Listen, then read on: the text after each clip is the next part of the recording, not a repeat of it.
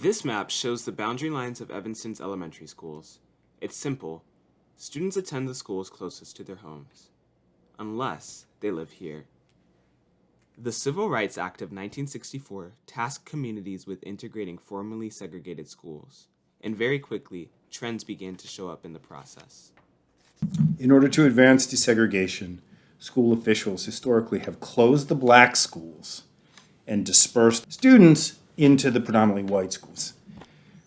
School districts do that intentionally because they understand full well that many white parents will vehemently protest the transfer of their students. White parents were surveyed on how willing they were to send their children to predominantly black schools.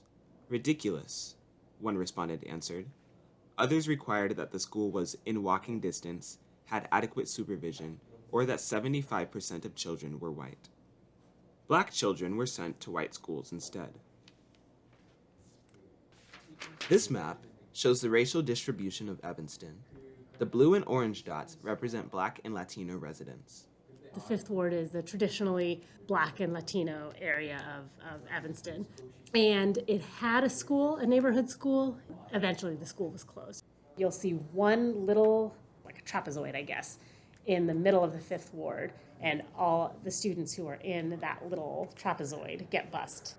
And this busing system may point to disparities in student performance.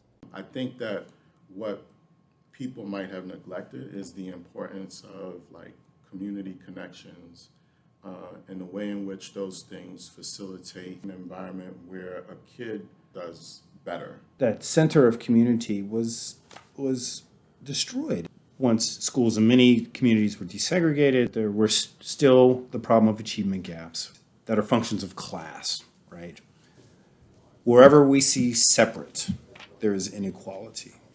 Separate is by definition unequal, and there is no precedent in the history of American education that suggests on a kind of institutional level otherwise.